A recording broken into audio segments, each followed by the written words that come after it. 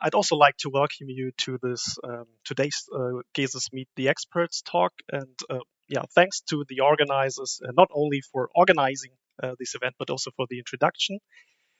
So the title of my presentation, it's not only difficult to pronounce this tool, but it also promises you to introduce you to a tool to convert addresses to geocoordinates. So that's the basic definition of geocoding.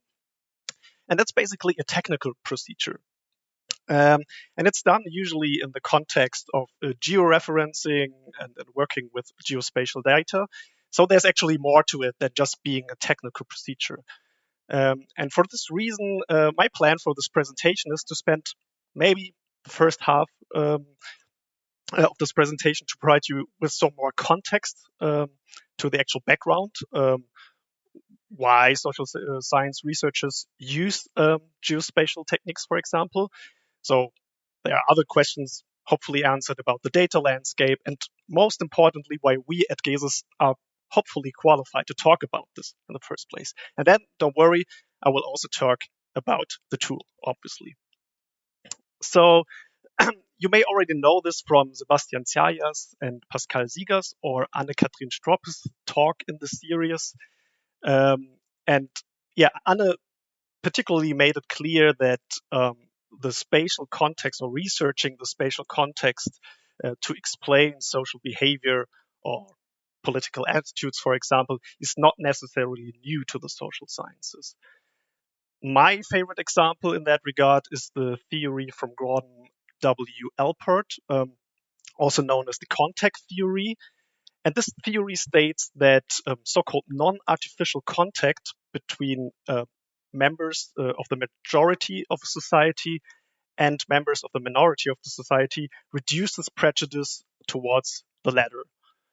And Alpert was not really explicit regarding place. I think he just assumed that it's about social interaction, and this has to take place somewhere. But space and place, or neighborhoods, whatever you call it, is baked in implicitly in this theory.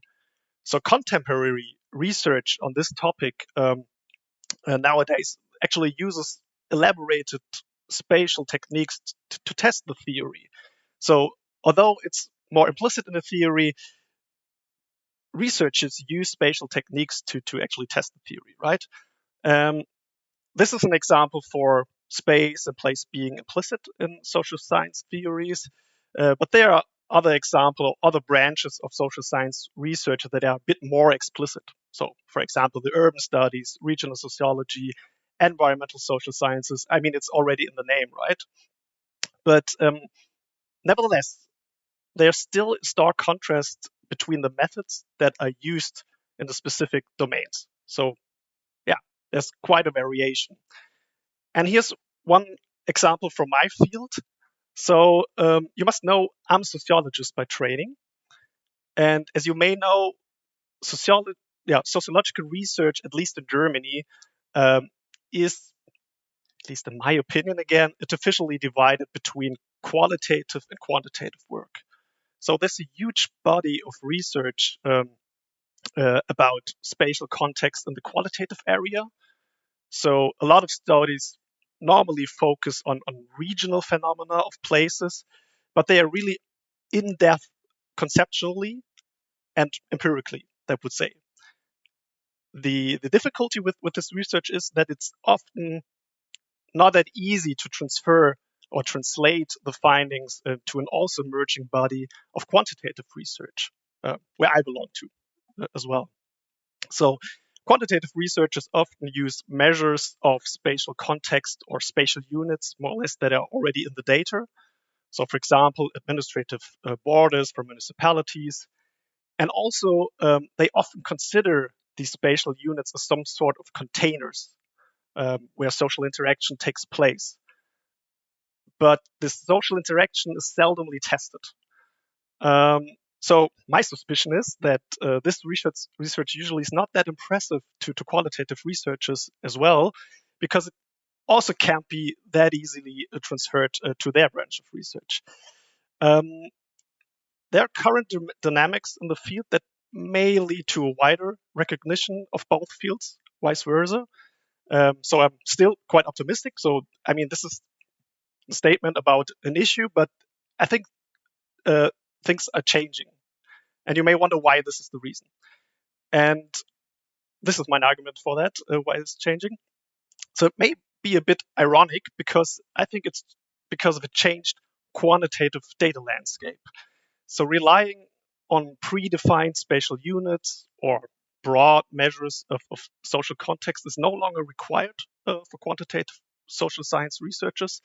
And what they actually nowadays can do with all of these data that are available is building measures of spatial context that resemble more the in-depth considerations of qualitative research. So there's an increased amount of available georeferenced data to actually employ geospatial techniques. And also what we have nowadays, we have better tools to implement these techniques. Personal computers are perfectly capable for most routines to process, analyze, and visualize geospatial data.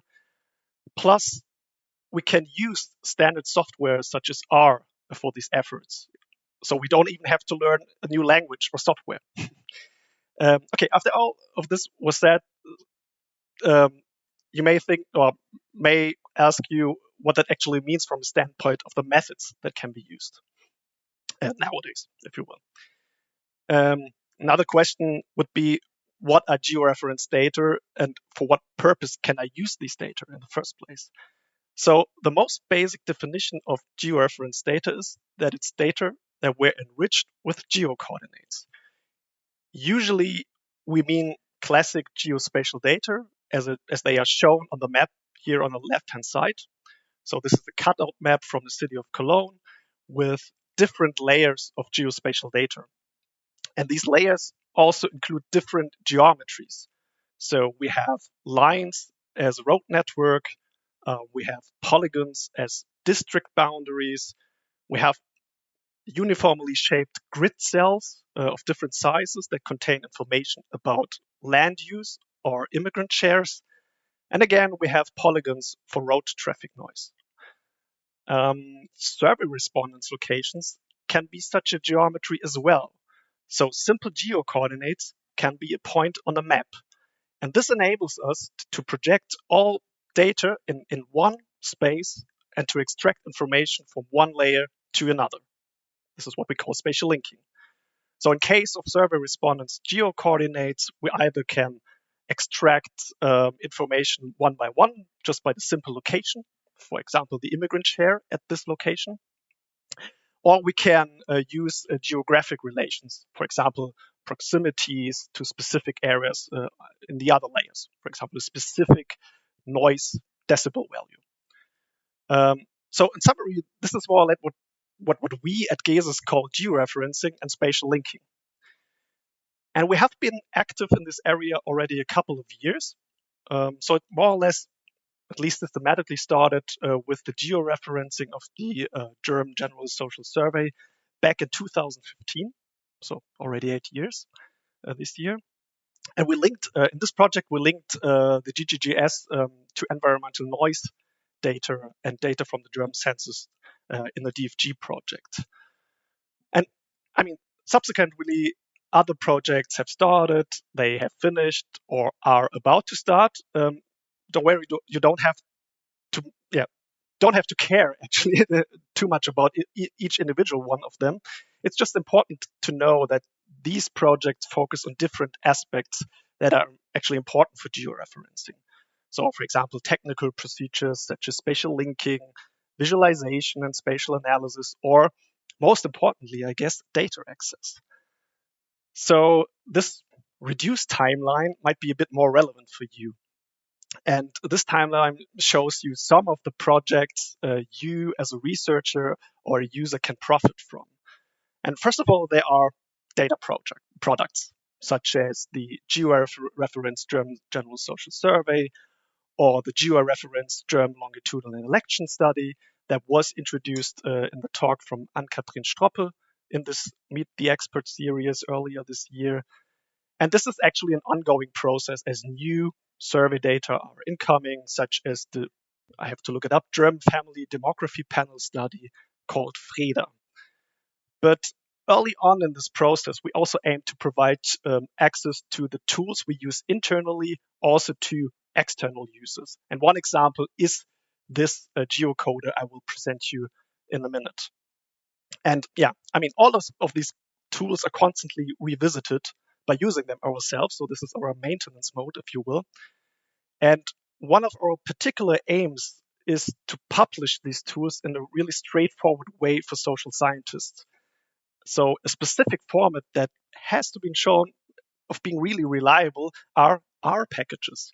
So for example, we have an R package that offers access to the German census data. We have an R package that helps you to set up a routing service based on OpenStreetMap data that was developed by a colleague, Jonas Lied. And we have an R package that is really at the heart of all georeferencing purposes, which is our geocoding package. So this leads me to geocoding and the complex of geocoding. So first off, why is that important, or what is geocoding in the first place? So technically speaking, geocoding is the conversion of indirect spatial references into direct spatial references. And usually we mean the conversion from address data into geocoordinate by this method. But it could also mean transferring municipality names into either geocoordinates or also other identifying keys, such as these 12-digit regional identifier in Germany. Geocoding is nothing we do by hand. So it's not about pointing on a map and extracting geocoordinates, since we usually aim to do that for thousands of addresses. So consider a large-scale social survey. Usually it's more than just 1,000 addresses, right? So what we need for this purpose is a geocoding service, or at least a provider of such a service. You may all know that, for example, Google provides you with two tools to do spatial stuff. So they also have a geocoder. And there are a lot of other different providers out there. In Germany, we are quite lucky, and we are in a really comfortable situation because the Federal Agency of Cartography and Geodesy, they capture all official addresses from the German municipalities and the German post office, and they built a really reliable geocoder of high quality on top of this database. And another nice feature of this geocoder is that it doesn't store requests, in contrast maybe to Google. At least that's my suspicion about the work that Google is doing. So addresses that are entered in this geocoder are not stored on the service of the BKG.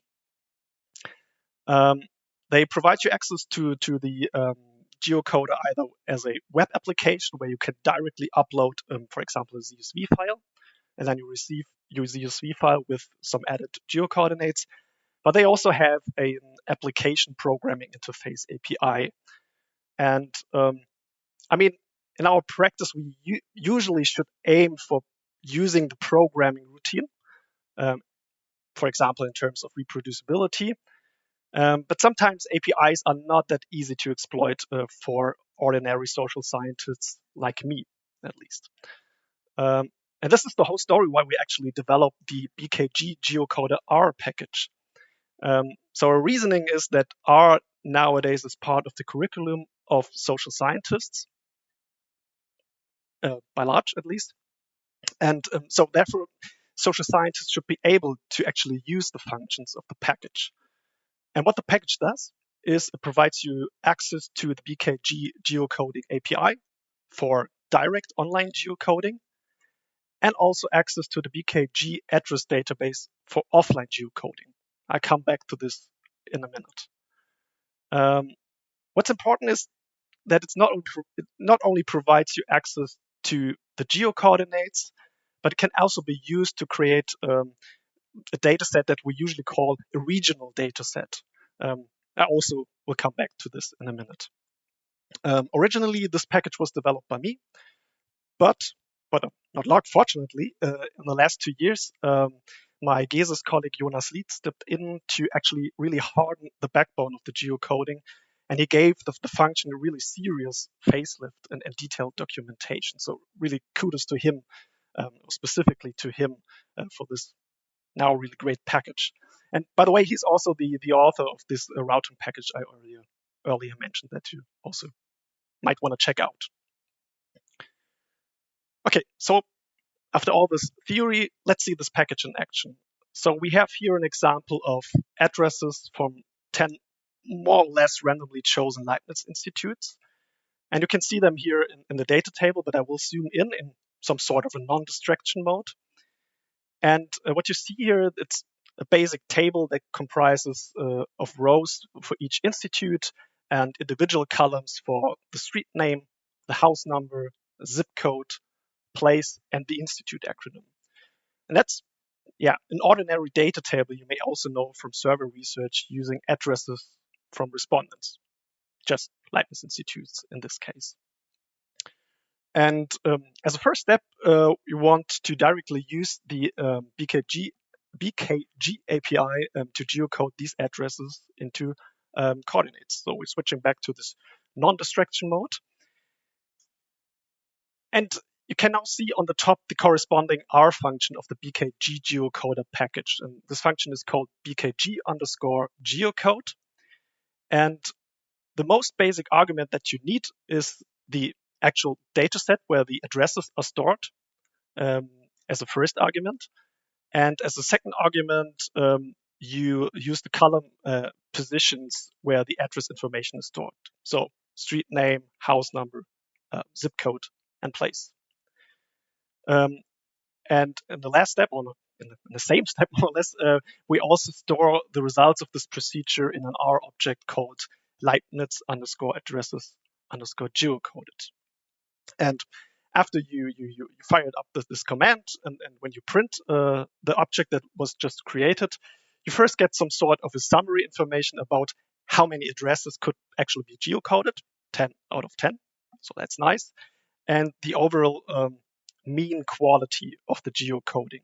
That's a score from 0 to 1, a range from 0 to 1. In more detail, we see for each address also an individual score, again ranging from 0 to 1. The address that entered the actual geocoding, so a concatenated string of each of the individual columns of the address data set. And you see the address that was actually found by the BKG.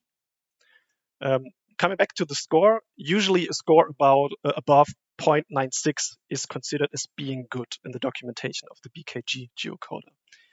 But we should be really careful in that regard because, for example, if you have a look at row 7, you see that, it's a Mannheim, the standard block type of addresses.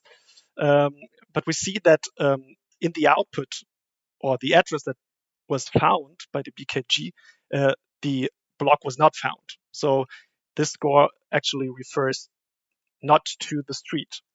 So something's off, right, in this example. And we can track down this error by having a more detailed look into the geocoding results. I already mentioned earlier, it not only provides you just geocoordinates, but some more information as well. So in the detailed table here, there's a column called type, and this actually refers to the type of geocoordinate that was found. And for example, of this Mannheim address, we see it's not on the house level, what we usually aim for. It's on the Ort, which is place in German. So what we receive basically is the centroid variable of the whole town of Mannheim, which is a bit unfortunate as we usually aim to have house level addresses. So after all these years experiencing the BKG geocoder, my suspicion in that case, for example, is that the input address is not correct or something is not properly written. Before we consider changing that, you may want to have a look at the rest of the data table. You can see that besides of the geocoordinate that is written in this geometry column, that's a standard geospatial data terminology for geometries for spatial data in R.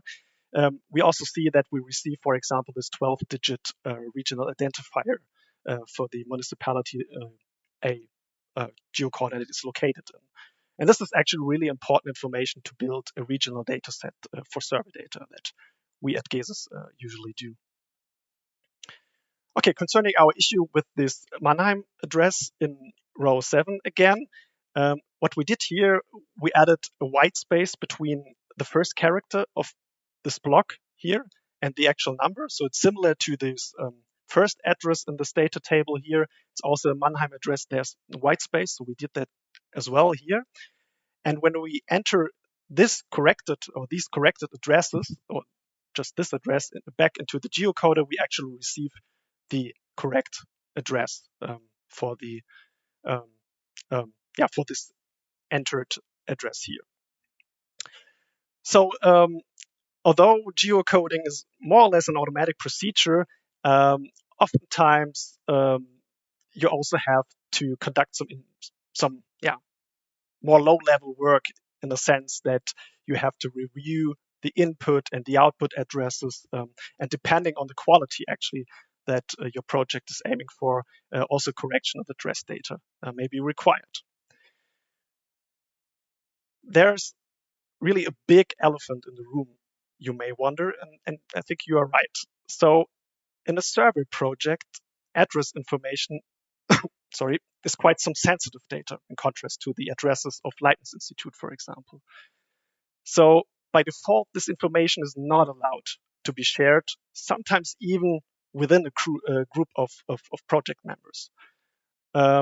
So survey projects should really ensure that all data protection issues are solved, but before they actually get too distracted by, I don't know, geocoding and related technologies, right? And so according to common data protection legislation, geocoding, for example, should be done based on informed consent by the survey respondents. So they should know whether their address information is transferred, for example, to a geocoding service, and they should consent, right? And in practice, this specific consent may be missing, or the statement is not formulated sufficiently enough. That's an observation I also made in the past. So sending addresses on a journey through the internet may not be the best idea. And this is true even in cases of the BKG geocoder, which technically complies fully to standards of data protection due to this volatile processing of address data. And for this very reason, we built an offline geocoder, which also uses the BKG address database, but does not require an actual internet connection. And here's the general architecture, how this offline geocoder works. It still uses, obviously, the survey data, survey address data as input data. And these data should be matched to the address database from the BKG, which is stored offline in that case. The issue with this matching is that the BKG database comprises millions of addresses, and matching each one of the survey address data to this huge database would really take ages. I think weeks. And what the routine here therefore does is first extracting all zip code and place combinations from the survey addresses. And then it conducts a first record linkage with the combinations or the same combinations from the BKG address database. And what we then receive is what we then receive is actually filtered addresses from the municipalities that are actually part of the entered survey addresses. So in the second step, the actual matching is done in a second record linkage procedure. And here only the street and house numbers are matched with the addresses from the corresponding municipalities of each address. And this algorithm is just way faster than matching each address with the whole database. And in the last step, all data are cleaned. regional identifiers are created, and the result is basically a geocoded survey data set, so similar to the one from the BKG online geocoder. And again, let's see this tool in action. So we again zoom into this non-distraction mode. And what you can see here, the most basic command is really similar to the one of the online geocoder. So this time the function is called bkg underscore geocode underscore offline. And again, it takes the data set as the first argument. And again, the column numbers where the address information is actually stored. But in contrast to the online geocoder, the function is way more verbose. And the reason is really simple. I mean, the geocoder is no longer a black box that is running remotely on a server at the BKG. It's something that we programmed ourselves, so we can track what's really happening in the background. So, for example, we see some details about the different steps of the record linkage. We see how long each step is taking to be finished, and so forth. And the actual result is quite similar to the one from the online geocoder. So again, we receive an overview to the overall quality of the geocoding. We get information for each address concerning its score, the entered address data, and the found address in the database. And something that's really interesting about this geocoder as well is, again, note that our, let's say, problem child in row 7 is no longer an issue at all. And this is not because I entered the corrected addresses in this geocoding statement. This is because the offline geocoder already contains a routine to automatically clean or adjust addresses before they enter the actual geocoding. So they are sensitive to Mannheim addresses, if you will. And I mean, the output from the detailed information is really similar to the one from the online geocoder. It does not comprise as many information about the quality of the geocoding as before.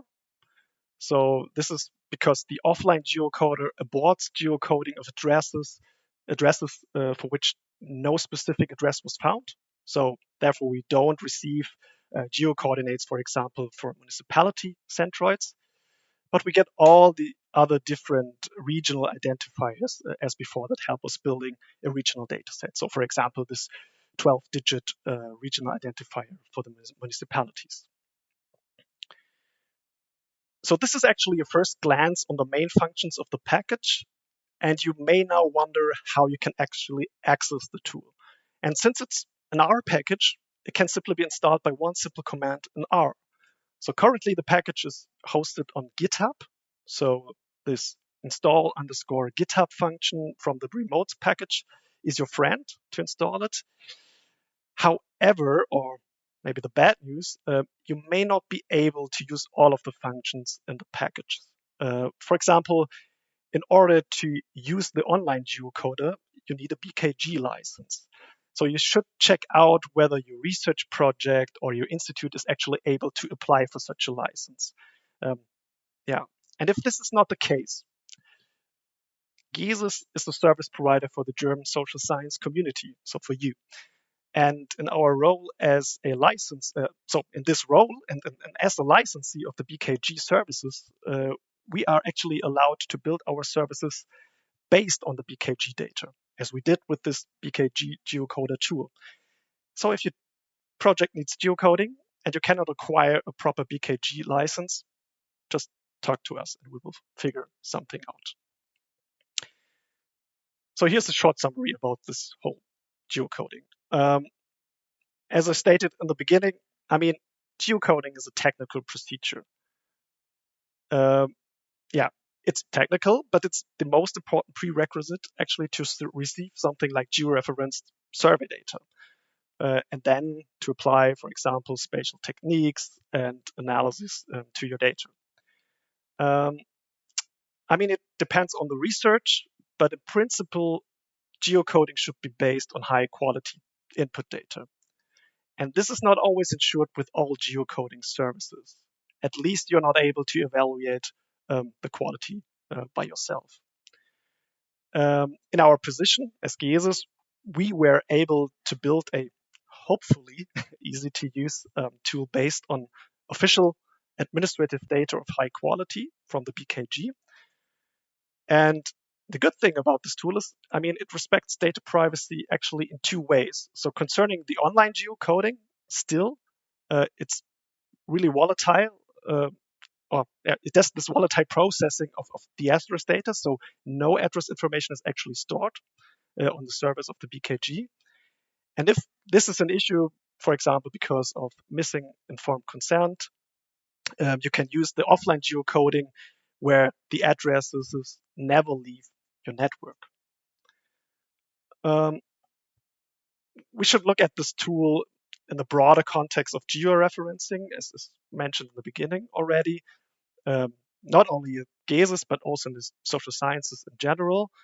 And for our part, at least, we aim, and this is ongoing work, we aim to make this tool more interoperable with other data services and tools. So for example, I already mentioned the routing R package that was developed by Jonas Lied.